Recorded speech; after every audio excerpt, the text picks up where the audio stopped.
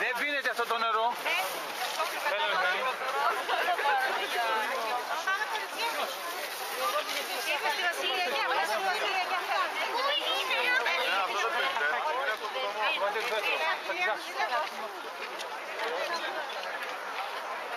Schwestern und Brüder, verehrte Anwesende, für mich ist es das erste Mal, dass ich hier in München an der Isarweihe teilnehme, aber überhaupt das erste Mal, dass ich das erlebe.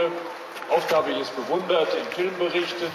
Es ist ein sehr schöner Brauch heute Morgen bei meinem Morgengebet.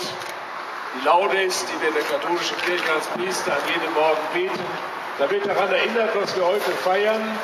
Fest der Erscheinung des Herrn, Epiphanias. Das sind drei Motive aus der Heiligen Schrift, die zusammenkommen am heutigen Tag. Das eine, gesagt das Gebet, ist die Taufe Jesu im Jordan. Und in dieser Taufe macht er deutlich, dass er die Welt heilen will, von allen Sünden befreien will. Diese Taufe erinnert uns an unsere eigene Taufe.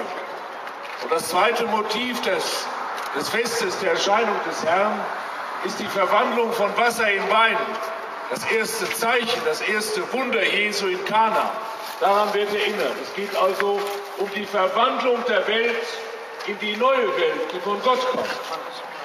Und das dritte Zeichen, das eigentlich bei uns das Vorherrschende geworden ist, ist der Besuch der Weisen aus dem Morgenlande, der Könige, wie wir sagen, die das Kind von Bethlehem anbeten und damit deutlich machen, dass die ganze Welt auf Christus schaut und in ihm das neue, das unzerstörbare Leben anbetet und findet. Also ein Fest der Verwandlung des neuen Lebens, ein Fest der Hoffnung, das durch diese Weihe im äußeren Zeichen noch einmal sichtbar gemacht wird.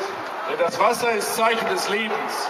Und es soll deutlich werden, dass die ganze Schöpfung in Christus ihr Licht findet. Und das ist auch eigentlich das Motiv dann für den gemeinsamen ökumenischen Kirchentag im Mai. Wir wollen ja unter dem Leitwort, damit ihr Hoffnung habt, gemeinsam als Christen, als evangelische, als orthodoxe, als katholische Christen in dieser Stadt dann mit vielen, vielen Tausenden von Menschen deutlich machen, dass Christus unser Licht ist, dass wir in ihm das Leben gefunden haben und dass die ganze Wirklichkeit des Menschen, die ganze Schöpfung Hoffnung haben darf. Diese Hoffnung wollen wir bezeugen und deswegen freue ich mich, dass ich heute dabei sein kann. Es ist sozusagen wirklich auch ein erster großer Akzent im neuen Jahr für den ökumenischen Kirchentag. Danke, dass ich dabei sein darf und wünschen wir uns gegenseitig ein gutes, von Gott gesegnetes neues Jahr. Ich begrüße der evangelisch-lutherischen Kirche in Bayern zum Tag der Taufe Jesu, den Sie heute hier an der Isar begehen. Wasser ist Leben. Das ist mir ganz besonders klar geworden seit meiner Zeit, wo ich 6 Jahre lang in Jerusalem leben durfte. Und ich bin gestern Abend gerade erst wieder aus dem Heiligen Land zurückgekommen, wo ich in Bethlehem den Weihnachtsgottesdienst feiern durfte. Das wird besonders deutlich, dass Wasser Leben ist in einem Land, in dem das Wasser sehr knapp ist und nicht so sprudelt wie hier an der Isar. Wasser, auf dem der Segen Gottes liegt, ist Leben in besonderer Weise. In der Taufe erfahren wir dieses Wasser des Lebens und in der Taufe Jesu am Anfang seines Wirkens blicken wir auf zu dem segnenden Gott, von dem es bei der Taufe Jesu heißt, dass der Heilige Geist in Gestalt einer Taube auf Jesus herabkam. Gott hat uns alle gesegnet durch seinen Geist schon in der Taufe. Und diese Taufe verbindet uns alle, ja, als Kirche Jesu Christi.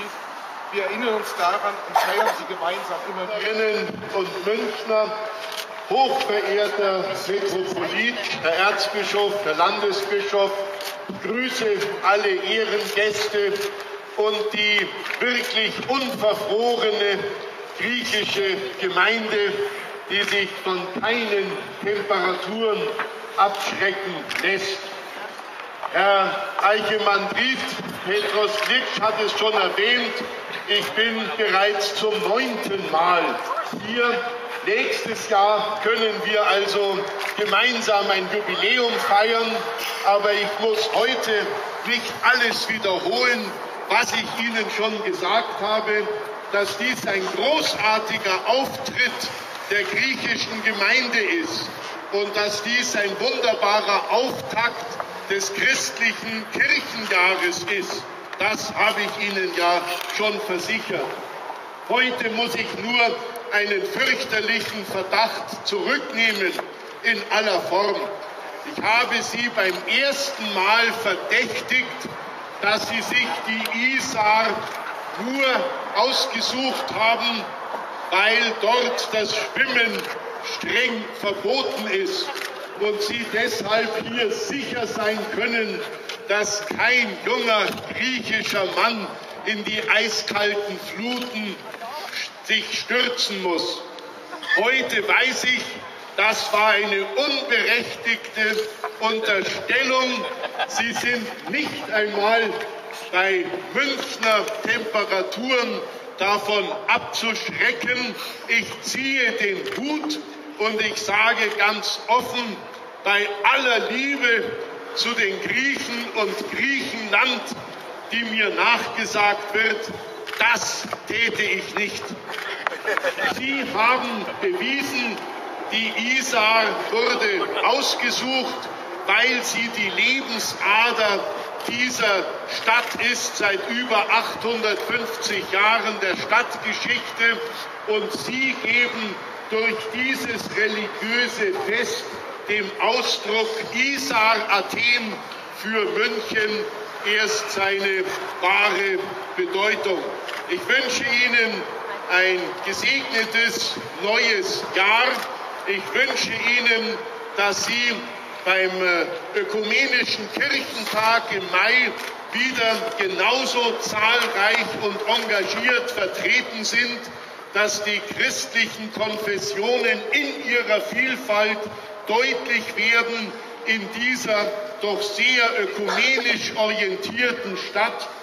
Das wäre mein Wunsch für das Jahr 2010. Kronia Pola, Evkaristopoli. Bravo.